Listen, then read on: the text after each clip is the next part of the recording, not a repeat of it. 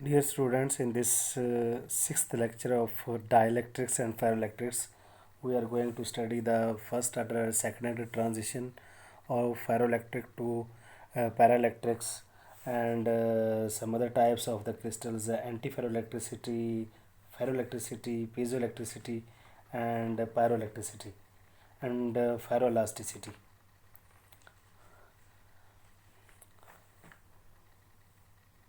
Second order transitions. As we know the Landau equation, and in previous lecture we studied the if there we have a equation, and if we consider only two terms, first two terms of the series, if G4 is in equation 1 is positive, nothing new is added by term G6, and this may be neglected. The polarization for zero applied electric field is found from 2. तो हम लोग सिर्फ पहले तो उसकी terms लेंगे और six seven अगली टर्म्स जो हैं कोफिशिएंट्स 6 G6 और G8 वाली नहीं लेने की ज़रूरत। तो हम लोग क्या है, हमारे पास जो उसकी एक्सट्रीमम कंडीशन है वो हमारे पास है G2 PS plus G4 PS³ is equal to zero when we taken the derivative of the F. यहाँ पर पी एस एक्चुअली हमने पोलराइजेशन को सेकंड ऑर्डर की वजह से पी एस रिप्रेजेंट कर दिया। This is equation number 3। और जैसे कि हमने वहाँ कहा था G2 is equal to gamma of T minus T naught, तो using the value of G2 in equation 3, तो हमारे पास क्या हुआ, P S of gamma into T minus T naught into plus G4 PS² is equal to zero. तो यहाँ पर P S is equal to zero है, या फिर gamma on T minus T naught plus G4 PS² is equal to zero है। Then G4 PS² is equal to minus gamma T minus T naught आ गया, और इसको हमने T minus T नाट को शिफ्ट किया तो हमारे पास क्या है, प्लस टर्म हो गई। और पी एस का square is equal to gamma of by G4 T0 minus T हमारे पास आ गया। No there are two cases. First case, अगर टी हम कहते हैं कि इक्वल ग्रेटर दैन T0 है, तो T0 वो एक्चुअली टेम्परेचर है जिस पर क्या है ट्रांजिशन होने जा रही है ferro to paraelectric. When T greater than T0 equal और greater than T0, the only real root of the equation 3 is at P S is equal to zero. तो उसका एक रियल रूट होगा P S is equal to zero where gamma and G4 are the positive, thus T0 is the Curie temperature. तो फिर ये T0 क्या है, this is the Curie temperature हमारे पास होगा। और अगर हम कहते हैं कि टी लेस दैन T0 है, then T less than T0 the minimum of the land of free energy in zero applied field is at P S magnitude हम लोग लेते हैं, तो हमारे पास क्या आएगा कि हमने इंड्रूड ले लिया उस इक्वेशन का प्रीवियस का, गैमा बाई G4 इंड्रूड टी माइनस T0 इंड्रूड एज प्लॉटेड इन फिगर। हमने इस फिगर को प्लॉट किया है from graph, we see that the phase transition is a second order transition because polarization goes continuously zero at the transition temperature. ये जी LiTaO3 is a second order transition. तो second order transition हमने जैसे पहले बताया था, ऐसी transition होती है जिसके अंदर जब फेज चेंज होता है तो हमारे पास क्या है, ऑर्डर पैरामीटर जो है वो कंटिन्यूसली चेंज हो, यानी कि जैसे हमारे पास फेज चेंज हो रहा हो, मेल्टिंग से हो रही हो या बॉइलिंग हो रही हो, सॉलिड से लिक्विड बन रहा हो, तो हमारे पास क्या है कि मटेरियल का जो कंट्रोल पैरामीटर है नंबर डेंसिटी वो यूनिफॉर्मली चेंज हो। लेकिन वहाँ हमारे पास यूनिफॉर्मली चेंज नहीं होती, तो कुछ लेटेंट हीट वहाँ एग्जिस्ट करती होती है। अगर लेटेंट हीट नहीं एग्जिस्ट कर रही, that is the second order transition, वो हमारे पास फर्स्ट ऑर्डर ट्रांजिशन होती है। तो ये ग्राफ हमारे पास इस सूरत हाल में हमारे पास क्या आता है कि अगर G4 हमारे पास पॉजिटिव है, तो उस केस में हमारे पास क्या आता है कि ये थ्योरी के मुताबिक हमारे पास क्या होगा, सेकंड ऑर्डर ट्रांजिशन होगी हमारे पास। First order transition, the transition is first order of if G4 is negative, must now retain G4 G6 and take it positive in order to restrain F from going to minus infinity. तो चूँकि negative minus, अगर G4 negative है तो उससे क्या है, ये minus negative infinity की तरफ जा रहा है, तो हमें क्या अगली टर्म से ऐड करना पड़ेगी। और the equilibrium condition for E is equal to zero is given by, तो अब तीन टर्म्स हमारे पास आएंगी। थर्ड तक चला गया G2 PS minus G4 magnitude PS³ plus G6 PS5 is equal to zero. तो अब हम लोग क्या है G2 की वैल्यू पुट कर दी इसमें, जो कि gamma of T minus T0 है, तो gamma of T minus PS minus G4 magnitude PS³ plus G6 PS5 is equal to zero. तो यहाँ से हमारे पास क्या पी एस ऑफ, अगर हमने कॉमन ले लिया और उसके बाद हमारे पास इक्वेशन नंबर क्या ए आ गई, at the transition temperature Tc the free energies of the paraelectric and ferroelectric phases will be equal, that is the value of F for PS is equal to 0 will be equal to the value of F at the minimum given by the equation A as shown in the figure.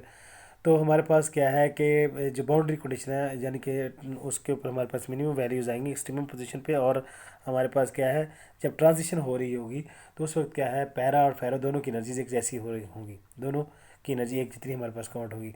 For barium TiO3 the dielectric constant is calculated from the equilibrium polarization in an applied electric field E and is given by, तो इसकी हम लोग अगर derivative लेते हैं उस form में 0 is equal to E+G2P plus G4PQ plus G6P5 plus so on. तो यहाँ से E किसके बराबर आएगा G2P plus G4PQ plus G6P5. In equilibrium at temperature over the transition the terms in P4 and P6 में भी neglected. अगर हम इनको नेगलेक्ट करते हैं तो E इज इक्वल टू क्या आता है G2P आता है.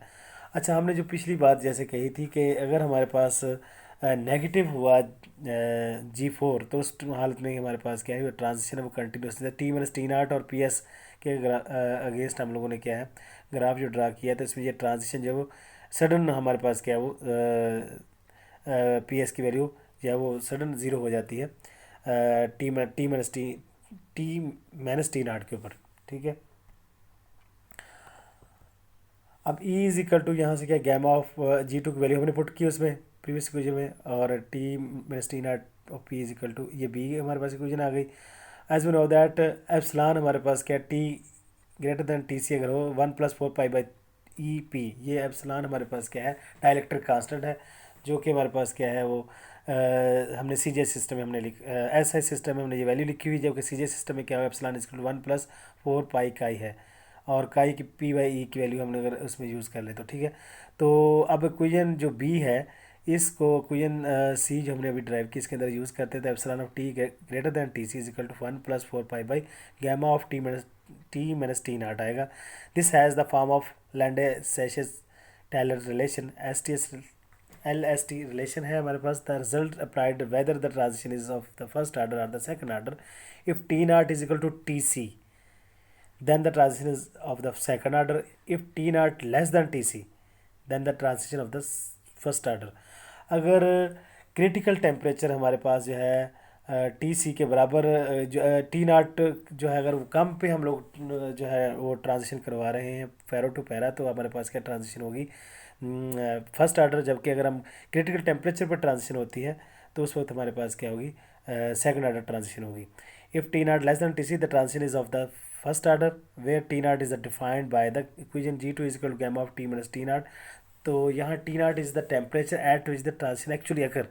तो अगर हम लोग क्रिटिकल टेम्परेचर जो जिसमें फेरो इलेक्ट्रिक जो पैरा इलेक्ट्रिक में चेंज होते हैं अगर उससे नीचे ट्रांजिशन हो रही है तो हमारे पास क्या होगी फर्स्ट ऑर्डर ट्रांजिशन होगी, यानी कि कंटिन्यूस नहीं हमारे पास आएगी ट्रांजिशन. और जबकि अगर हम उस क्रिटिकल टेम्परेचर पर ट्रांजिशन होगी फेरो टू पैरा तो उसमें क्या है हमारे पास क्या है कंटिन्यूस ट्रांजिशन आएगी, that is second order transition हमारे पास होगी. जो कंट्रोल पैरामीटर है वो कंटिन्यूसली चेंज होगा. Antiferroelectricity. Ferroelectric displacement is not the only type of the instability that may develop in a dielectric crystal. Many other types of the deformation occur.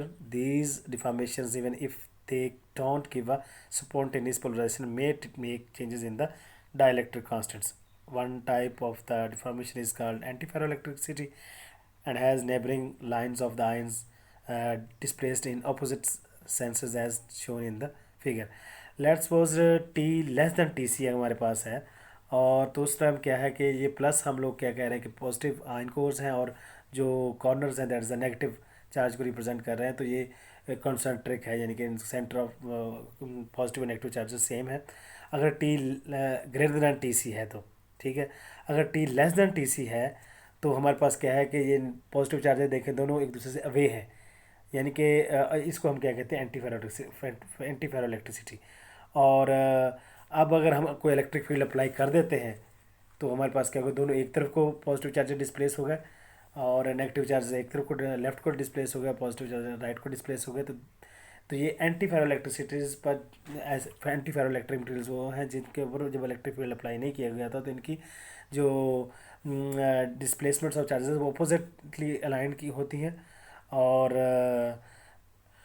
जब हम electric field apply कर देते हैं T less than T C के ऊपर क्या है कि वो अपोजिट अलाइन होती हैं, T greater than T C के ऊपर क्या होता है वो नॉर्मल मटेरियल होते हैं, यानी कि ये लेफ्ट वन पिक्चर जब T less than T C होता है तो अपोजिट अलाइन हो जाती हैं, तो दैट इज़ एंटी फेरोइलेक्ट्रिसिटी। और जब हम इलेक्ट्रिक फील्ड अप्लाई कर देते हैं तो दोनों एक तरफ को अलाइन हो जाते हैं। The perovskite structure appears to be susceptible to many types of the deformation, often with the little difference in energy between the ordered antiferroelectric arrangements of the permanent dipole moments occurs at the temperatures in ammonium salts and in hydrogen halides। तो ये anti फेरोइलेक्ट्रिसिटी है जब हम लोग क्या है कि electric field apply नहीं करेंगे और T less than T C होगा, तो उस वक्त क्या है ये ऑपोजिटली अलाइन इनकी पोलराइजेशन या डायपोल मोमेंट्स ऑपोजिटली अलाइन होगी। ठीक है, फेरोइलेक्ट्रिसिटी और ferroelectric domains. Ferroelectricity is the like pyroelectricity, but it shows a self-polarization. It has also been as an additional property that a polarization can be reversed by applying a sufficient large electric field। तो फेरोइलेक्ट्रिसिटी actually क्या है कि जब हम electric field apply करते हैं तो polarisation हमारे पास मिल जाती है, और जब हम इलेक्ट्रिक फील्ड हटा देते हैं तो उसके बाद भी उस पर पोलराइजेशन जो रह जाती है लैग बिहाइंड जो कर जाती है इसकी, उन मटेरियल्स को हम लोग क्या कहते हैं फेरोइलेक्ट्रिक मटेरियल्स। ठीक है, और जब हम अपोजिट डायरेक्शन में इलेक्ट्रिक फील्ड अप्लाई करते हैं तो अपोजिट डायरेक्शन में क्या है हमारे पास क्या है डायपोल मोमेंट मिलती है, तो दूसरी डायरेक्शन में हमारे पास क्या है डायपोल मोमेंट मिल जाती है और डाइलेक्ट्रिक्स जो इसलिए हम उसको क्या कहते हैं फेरोइलेक्ट्रिक्स कहते हैं। ठीक है, ferroelectric domains. Consider a ferroelectric crystal such that a barium titanate in a tetragonal phase in which the spontaneous polarization may be up or down the axis of the crystal. A ferroelectric crystal generally consists of regions called domains, within each of which the polarization is in the same direction, but in adjacent domains the polarization is in different directions as shown in the figure। तो जिस तरीके से हमारे पास क्या है ferromagnetic materials के अंदर कुछ हमारे पास डोमेन्स होती है जिसके अंदर के तमाम जो मैग्नेटिक मोमेंट्स होती है वो अलाइन होती हैं, इस तरह हमारे पास भी क्या है कि डायपोल मोमेंट्स यहाँ पर फेरोइलेक्ट्रिक मटेरियल्स में कुछ रीजन में एक तरफ को अलाइन होती हैं, उसको हम लोग कहते हैं डोमेन कहते हैं। नेक्स्ट एक और को डोमेन होती है जिसमें कहीं किसी और डायरेक्शन में अलाइन होती हैं। तो अगर हम फिगर में देखते हैं तो क्या है कि the net polarisation depends upon the difference in the volumes of the upward and downward directed domains. The crystal as a whole will appear to be unpolarized as measured by the charge on the electrode covering the ends when the volumes of the domains in opposite senses are equal। जैसे कि figure में हमारे पास नज़र आ रहा है कि जितनी जो है हमारे पास प्लस जो है हमारे पास आयन कोर्स हैं और जो फील्ड सर्कल हैं ये नेगेटिव चार्जेस को शो कर रहे हैं, तो ये पॉजिटिव चार्जेस यहाँ क्या है लेफ्ट वाले पार्ट में क्या अपवर्ड को डिस्प्लेस हुए हुए हैं, और जबकि राइट वाले पार्ट में जो है पॉजिटिव चार्जेस हम नीचे को डिस्प्लेस हुए हुए हैं, और यहाँ नीचे को राइट साइड में जो है वो डाउनवर्ड है, और जबकि लेफ्ट साइड में अपवर्ड जो है इनकी डायरेक्शंस है डायपोल मोमेंट की। तो एज अ होल हमारे पास क्या ये न्यूट्रल हमारे पास आ रहा था, तो the total dipole moment of the crystal में be change by the moment of the walls between domains are by nucleation of new domains. तो हमारे पास ये अगर दो डोमेन्स हैं तो इनके दरमियान जो बाउंड्री है that is known as the wall between the domains. और अगर हम कहते हैं कोई और अगर इलेक्ट्रिक फील्ड अप्लाई करने से कोई और डोमेन बन जाती तो उसको हम क्या कहेंगे न्यूक्लिएशन ऑफ द डोमेन्स। तो क्या है कि जो एज अ होल नेट हमारे पास पोलराइजेशन है वो अगर हम लोग इलेक्ट्रिक फील्ड करते हैं तो उसकी वजह से ये जो बाउंड्रीज हैं उनके चेंज होने की वजह से या कोई न्यू हमारे पास जनरेशन ऑफ द डोमेन्स हमारे पास हो जाए, उसकी वजह से हमारे पास नेट क्या पोलराइजेशन मिलेगी। ठीक है, the motion of domains was in ferroelectrics is not simple, it is known as that the in an electric field a 180-degree wall in barium TiO3 appears to move by the repeated nucleation of steps by thermal fluctuations along the parent wall। तो जो पहले से मौजूद कोई वाल है उस पर अगर हम इलेक्ट्रिक फील्ड अप्लाई करते हैं तो बैरियम TiO3 के अंदर क्या है 180 डिग्री वाल, जब ये अगर अपवर्ड एक डोमेन है और दूसरी डाउनवर्ड है तो इसको हम कहेंगे 180 डिग्री वाल। ठीक है, इनके दरमियान। और ये अगर कहता ये इतना आसान नहीं कि इसको चेंज किया जा सके, जब हम इलेक्ट्रिक फील्ड अप्लाई करते हैं तो ये स्टेप बाय स्टेप क्या चेंज होती हैं, और 180 degree wall is the boundary between regions having opposite polarisation directions. अगर ये बिल्कुल ऑपोजिट होगी तो उस टाइम क्या है हमारे पास 180 डिग्री वाल बिटवीन बाउंड्री होगी इनके दरमियान, डोमेन्स के दरमियान, जो कि जो न्यूक्लिएशन है वो इतना इजी टास्क नहीं है। लेकिन इलेक्ट्रिक फील्ड के अप्लाई होने के बाद क्या है, नई डोमेन्स जो न्यूक्लिएशन भी उनकी हो सकती है। अदरवाइज अगर थोड़ा एंगलों में चेंज है तो दैट इज़ अलाइन आसानी से, अगर बिल्कुल अपोजिट हो that is quite difficult. Piezo electricity. तो पीजो इलेक्ट्रिसिटी हमारे पास क्या है कि piezo electricity is the electric charge that accumulates in certain solid materials in response to applied mechanical stress. तो अगर हम लोग मैकेनिकल स्ट्रेस अप्लाई करें और उसके बाद क्या है कि हमारे पोलराइजेशन हो जाए या इलेक्ट्रिक फील्ड जो है वो चार्ज वो स्टोर हो जाए, तो उसको हम क्या कहते हैं, पीजो इलेक्ट्रिसिटी। तो प्रीवियसली तो हम देख रहे थे कि जब हम लोग इलेक्ट्रिक फील्ड अप्लाई करते हैं तो उसमें क्या है, पोलराइजेशन हो जाती है और हमारे पास क्या इलेक्ट्रिक चार्ज स्टोर हो जाता है।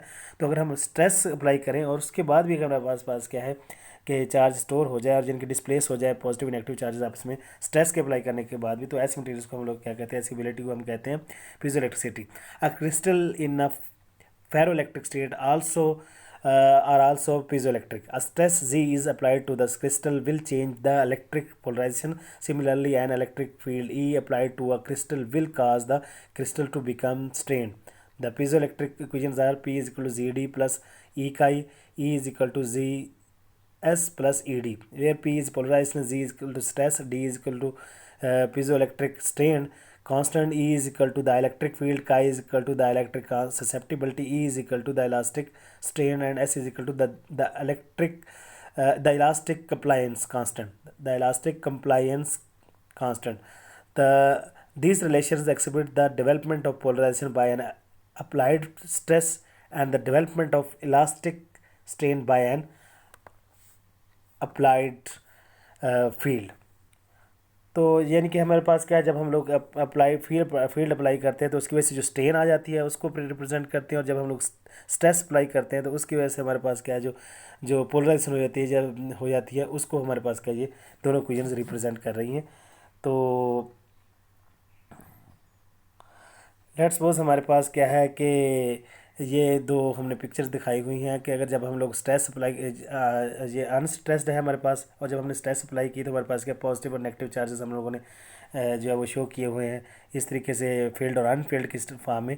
तो P प्लस डेल्टा P जब हम लोग स्ट्रेस देते हैं तो एक तरफ ज़्यादा स्ट्रेस है एक तरफ से कम है, तो उसके बाद क्या हुआ कि हमारे पास ये पॉजिटिव और नेगेटिव चार्जेस वो डिस्प्लेस हो गए, हमारे पास पोलराइजेशन हमारे पास क्या वो डाउनवर्ड हमने यहाँ दिखाई हुई है, unstressed ferroelectric and stressed ferroelectric. The lead zirconate lead titanate is called the PZT system. A crystal may be piezoelectric without being ferroelectric. इन कुछ ऐसे क्रिस्टल भी हैं जो फेरोइलेक्ट्रिक तो नहीं होती लेकिन पीजोइलेक्ट्रिक होती है। For example quartz is a piezoelectric but not ferroelectric. Barium titanate is both, जब बैरियम टाइटेनेट जो है वो पीजोइलेक्ट्रिक भी है और फेरोइलेक्ट्रिक भी है। Ferroelasticity. A crystal is ferroelastic if it has two or more stable states in the absence of mechanical stress, and if it can be reproductively transformed from one to another of these by the application of mechanical stress. Several crystals have combined ferroelastic transitions. Some crystals have pure ferroelectric transition. तो अगर कुछ ऐसी crystals जो होती हैं जिनमें हम लोग क्या है जब इलेक्ट्रिक फील्ड अप्लाई करते हैं तो वो जो मूवमेंट्स डिस्प्लेसमेंट होते हैं उनके पॉजिटिव नेगेटिव चार्ज तो परमानेंटली हो जाते हैं, और उनको हम लोग क्या कहते हैं, फेरोइलास्टिक मटेरियल्स कहते हैं। और या उनकी दो स्टेट्स में मटेरियल्स की जो है वो पॉजिटिव नेगेटिव चार्ज एग्जिस्ट कर सकते हैं, इक्विलिब्रियम स्टेट में भी और एक एक्सट्रीम पोजीशन में एग्जिस्ट कर सकते हैं। तो ऑप्टिकल सिरेमिक्स क्या है, the addition of the lanthanum to PZT system gives a reasonably transparent product with useful electro-optical properties. These systems are used as the basis of optical memories. Thanks.